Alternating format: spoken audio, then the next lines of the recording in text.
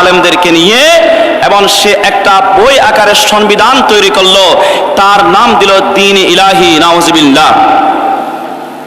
ওই মুহূর্তের মধ্যে ইমাম রাব্বানী শেখ আহমদ সিরহিন্দি মুজাদ্দিদ আল-ফাসানি রাহমাতুল্লাহ আলাইহি ভারতের জমিনের মধ্যে হুঙ্কারে দিয়ে উঠলেন, হে মুসলমানেরা ও আমার প্রিয় ভক্তরা, এই মুহূর্তের মধ্যে সম্রাট আকবরের বিরুদ্ধে জিহাদ করা ফরজ হয়ে গেছে।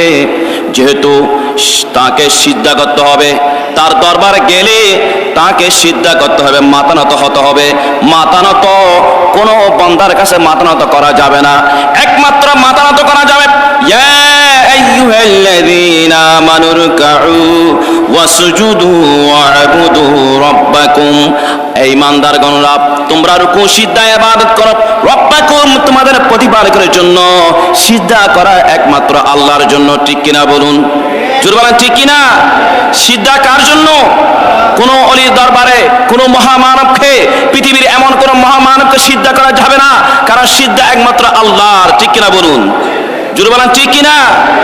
এই জন্য সম্রাট আকবর বললেন, আমার দরবারে আসলে আমাকে সিজদা করতে হবে, আমার কাছে মাথানত করতে হবে, অগ্নি পূজা করতে হবে। ইমাম রাব্বানী বললেন, না না, কখনোই না, ইসলামকে দ্বিখণ্ডিত করে ফেলবে, ইসলামকে খণ্ড খণ্ড করে ফেলবে। একটা দ্বীন ইলাহি জারি করে ইসলামী কিছু কার্যক্রম ঢুকিয়ে দেওয়া হয়েছে।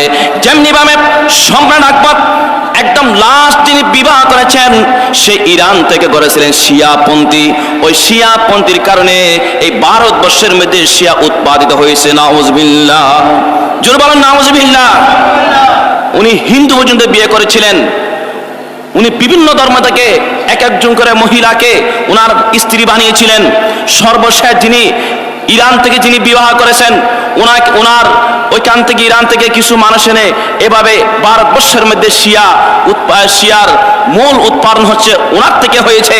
এই শিয়া থেকে বিভিন্ন ইসলামিক কার্যকলাপ যেগুলো আমাদের মধ্যে বর্তমানে ছড়িয়ে পড়েছে, ওখান থেকে হয়েছে।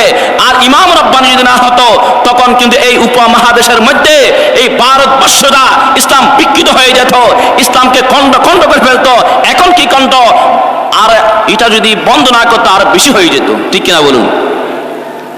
ইমাম রাব্বানী মুজাদ্দিদ আল-ফাসানি রাহমাতুল্লাহ আলাইহি সম্রাট আকবরের বিরুদ্ধে জিহাদ শুরু করলেন। একদিকে ইমাম রাব্বানী দরবারের নাম দিলেন দরবার মুহাম্মদী, অন্যদিকে দরবার আকবরী। মানে সম্রাট আকবরের দরবারটা হচ্ছে দরবার আকবরী, আর ইমাম রাব্বানীটা হচ্ছে দরবারে মুহাম্মদী, মানে আমার নবীর নামে। সুবহানাল্লাহ, জোরে বলেন সুবহানাল্লাহ। ওইখানে সুন্দর রমণীদেরকে নিয়ে নাচ গান দিচ্ছে, সুন্দর যুবতীদেরকে দিয়ে নাচ গান দিচ্ছে ইমাম রাব্বানীর বিরুদ্ধে। আর এখান থেকে কোরআন সুন্নাহর আলোচনা শুনতেছেন মুজাদ্দিদ আল-ফাসানি রাহমাতুল্লাহ আলাইহি, কোরআন সুন্নাহর আলোচনা দিচ্ছেন, আউলিয়া ইকরামের সালাসিবত আলোচনা করতেছেন, সাহাবায়ে ইকরামের সালাসিবত আলোচনা করতেছেন। আর ওইখান থেকে গানের আওয়াজ আসতেছেন। আমার ইমাম রাব্বানী বললেন, যাও আমার একজন মুরিদান, তুমি যাও এই এক মুষ্টি বাণী নিয়ে ওই ইমামরা ওই দরবার আকবরের দিকে, ওই দরবার আকবরের দিকে নিক্ষেপ করো। সাথে সাথে নিক্ষেপ করলেন এক মুষ্টি বালু, সাথে সাথে দরবার আকবরী ধ্বংস হয়ে গেল, এমন তুফান শুরু হয়ে গেল, এমন ভাবে আঘাত পেয়ে গেল সম্রাট আকবর, ওইখান থেকে তার মৃত্যু ঘটলো। উচ্চ আওয়াজে বলেন নাউজুবিল্লাহ, জোরে বলেন না। তাহলে আল্লাহর আউলিয়া ইকরাম, ওনাকে যেতে হয় নাই, মুজাদ্দিদ আল-ফাসানি রাহমাতুল্লাহ আলাইহি দরবার আকবরের দিকে যায় নাই, একজন মুরিদানকে ইশারা করলেন, যাও এই এক মুষ্টি বালি নিয়ে দরবার আকবরের দিকে নিক্ষেপ করো। সাথে সাথে তুফান শুরু হয়ে গেল। সুবহানাল্লাহ। তাহলে তাদের কথা কেন আল্লাহ শুনেছে? নিশ্চয় আল্লাহ পাক সুবহানাহু ওয়া তাআলাকে তারা রাজি করতে পেরেছে বিদায় ওদের কথা আল্লাহর কথার সাথে মিল হয়ে গেছে। ওদের থেকে যা জবান থেকে বের হয়েছে সাথে সাথে আল্লাহর কাছে কবুল হয়ে গেছে, ঠিক কিনা বলুন? জোরে বলেন ঠিক কিনা? হাজরিন ইকরাম, অনেক লম্বা ওয়াকিয়া। ইমাম রাব্বানী শেখ আহমদ সিরহিন্দি রাহমাতুল্লাহ আলাইহি সম্রাট আকবরের বিরুদ্ধে জিহাদ শুরু করলেন। এক পর্যায়ে উনি জেলবন্দি পর্যন্ত হয়েছিলেন। সর্বশেষ অনেক লম্বা ওয়াকিয়া, এখানে জেলবন্দি হওয়ার পরে উনি হাজার হাজার কর্মীরা পর্যন্ত জেলবন্দি হয়েছে, সর্বশেষ ওনাকে জেলখানায় বন্দি রাখতে পারে নাই। সম্রাট আকবরের ইন্তেকালের পরে সম্রাট জাহাঙ্গীর সিংহাসনে আসন গ্রহণ করলেন। সম্রাট জাহাঙ্গীরও তার বাবার সূত্র ধরে ওই দ্বীন ইলাহি প্রকাশ প্রসারিত করতে লাগলেন। তার মোতাবেক মানে এই দেশের মধ্যে, ভারত উপমহাদেশের মধ্যে আমার বাবার জারিকৃত ওই সংবিধানটা চলতেই হবে। তখন দেখা গেল আরো বেশি করে ইমাম রাব্বানী মুজাদ্দিদ আল-ফাসারী রাহমাতুল্লাহ আলাইহির সাথে একত্রতা ঘোষণা করে হাজার হাজার লাখ লাখ মুসলমানরা, আশেকানরা, হুজুরের ভক্তবিন্দুরা জিহাদ শুরু করে দিল। ইমাম রাব্বানীকে জেলখানায় বন্দী করে রাখতে পারলো না। সম্রাট জাহাঙ্গীর সর্বোপরি বুঝতে পারলো যে মুসলমানদের হাতে আমাকে নিহত হতে হবে, আমাকে হত্যা হতে হবে, আমাকে এই রাষ্ট্রের প্রধান থেকে আমাকে ছাড়তে হবে।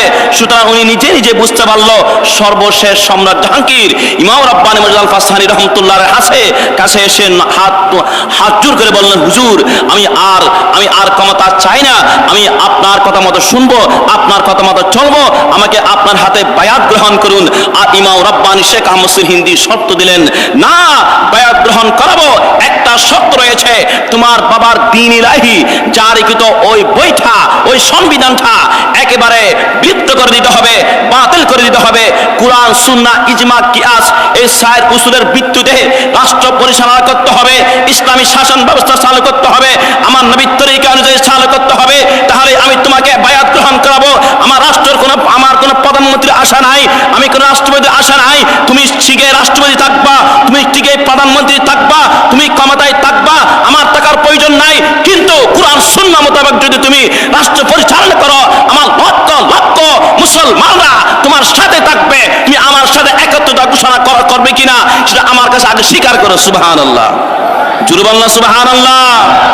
সর্বশেষ উনি এই কথার মধ্যে স্বীকার করলেন, একত্রতা ঘোষণা করলেন, হুজুর আমি আপনার হাতে বায়াত গ্রহণ করব, আমি আপনার কথা মোতাবেক চলবো, আমার বাবার দ্বীন ইলাহি জারিকৃত ওই বইটা, সংবিধানটা আমি বাতিল করলাম।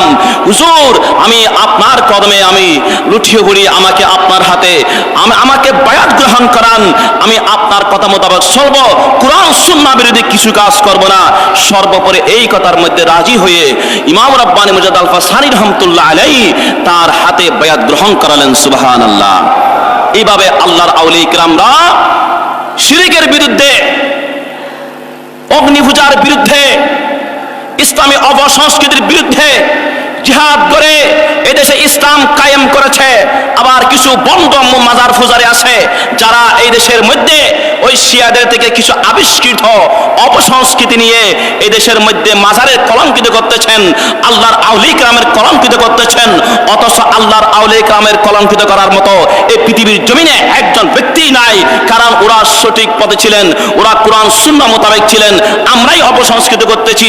যারা খাদেম, যারা আমরা পরিচালক, এটা আমাদের দোষ, আল্লাহর আউলিয়া কিরামের কোনো দোষ নাই। ঠিক কিনা বলুন, জোরে বলেন ঠিক কিনা? তাই বলে আল্লাহর আউলিয়া কিরামকে খারাপ বলা যাবে না, তাদেরকে গালি দেওয়া যাবে না। আমি যেমন আজমির শরীফের মধ্যে 2000 সালে দেখলাম এক অবস্থা, বর্তমানে আরব পরিস্থিতি খারাপ, যেখানে যাও যেই দরজা দিয়ে দাও ডালো শুধুমাত্র। কিন্তু তাই বলে কি আমি আজমির শরীফ বাদ দিব? কথা বলেন, আজমির শরীফ বাদ দিব? এটা তো গরিবে নওয়াজের আদর্শ নয়, এটা খাদেমদের আদর্শ। কারণ ওরা শিয়া, ওরাই করুক, এটা ওদের ব্যাপার। কিন্তু ওদেরকে গাইড দেওয়ার মতো এটা বাংলাদেশ নয়, এটা ভারত হিন্দু সরকার। ওইখানে সব ধর্মকে, সব জাতিকে ওরা সমর্থন করে। বিদায় এই যে ইসলামের অপসংস্কৃতি হচ্ছে, ওরা এইগুলি কিন্তু চাইবে না অপসংস্কৃতি আরো হোক, এটা চাইবে ওরা। ঠিক কিনা বলুন, জোরে বলেন ঠিক কিনা? সুতরাং তাই বলে আমি মাজারে যাব না, জিয়ারত করব না তা নয়, আমি জিয়ারত ঠিকই করব। কারণ আল্লাহর আউলিয়া কিরামের হক, তাদের কেরামত হক, কেরামতুন আউলিয়া হাক্কুন, তাদের থেকে যে কেরামত বের হয় সেটা সত্য হিসেবে আমরা তাদের দরবারে যাব, তাদের দরবার থেকে ফিস দিব, তাদের জিয়ারতের মাধ্যমে আমরা আল্লাহর কাছে আমরা তালাশ করব, আমরা আল্লাহর কাছে ওসিলা মাংবো, আমরা আল্লাহর কাছে ফরিয়াদ করব, আমাদের দোয়া কবুল হবে। হাজার লক্ষ লক্ষ প্রমাণ আছে আল্লাহর আউলিয়া কিরামদের মাধ্যমে দোয়া কবুল হয়েছে। ছেলে সন্তান হচ্ছে না, সন্তান হয়েছে। আমার গরিব আমার মিসকিন ছিলাম, কিন্তু সেই ব্যক্তি বর্তমান লক্ষ লক্ষ টাকার মালিক হয়েছে। এগুলো হচ্ছে আল্লাহর আউলিয়া কিরামদের মাধ্যমে দোয়া কবুল হয়, কারণ তারা আল্লাহকে রাজি করতে পেরেছে, রসুলকে রাজি করতে পেরেছে। বাংলার জমিন থেকে তারা মক্কা দেখে, বাংলার জমিন থেকে তারা মদিনা থেকে, যার জন্য খানায়ে কাবা এসে গেছেন। ভারতের মধ্যে, পাঞ্জাবের মধ্যে ইমাম রাব্বানী মুজাদ্দিদ আল-ফাসানি রাহমাতুল্লাহ আলাইহি কেন এসেছেন? নিশ্চয়ই সে আল্লাহকে রাজি করতে পেরেছে, রসুলকে রাজি করতে পেরেছে। এই জন্য আল্লাহ জাল্লা শানুহু সাথে সাথে খানায়ে কাবাকে ভারতের পাঞ্জাবের মধ্যে পাঠিয়ে দিলেন। ঠিক কিনা বলুন, জোরে বলেন ঠিক কিনা? এটা এখনো অবস্থিত আছে। যারা যায় তারা 2 রাকাত নফল নামাজ পড়ে দোয়া কবুল হওয়ার জন্য আল্লাহর কাছে ফরিয়াদ করে। আবার এর তাআলা আপনার অলির জন্য আপনি খানায়ে কাবা এখানে পাঠিয়ে দিয়েছেন। আমি গুনাহগার দেখছি, আমার উস্তাদ যে আরো বেশি দেখেছে। আমি হুজুর থেকে ঠিকানা নিয়ে আমি ওখানে গিয়েছিলাম, আলহামদুলিল্লাহ বলেন। আমি কিন্তু চিনতাম না, আমার উস্তাদের হুজুর থেকে আমি ঠিকানা নিয়ে আমি ভারতের পাঞ্জাবে গিয়েছিলাম।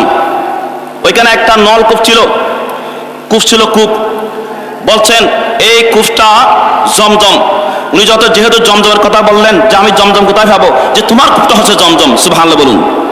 এখনো হাজার হাজার আশিকানরা ওইখান থেকে ফুইজাত নিয়ে পানি পান করে, এবং ভারতের বৈজ্ঞানিকরা ওটা টেস্ট করে দেখতে পাচ্ছে জমজমের সাথে কোনো অমিল নাই, সবাই মিল। সুবহানাল্লাহ, জোরে বলুন সুবহানাল্লাহ।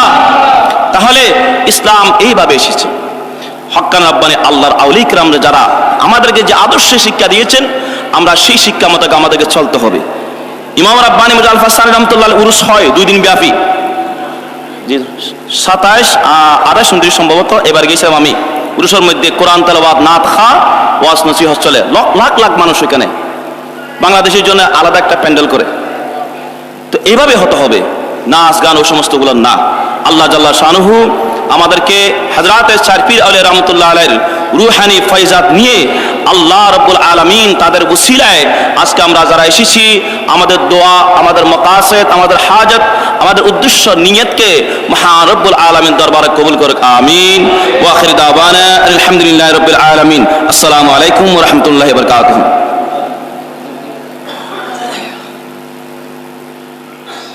रस्तों के सलामी।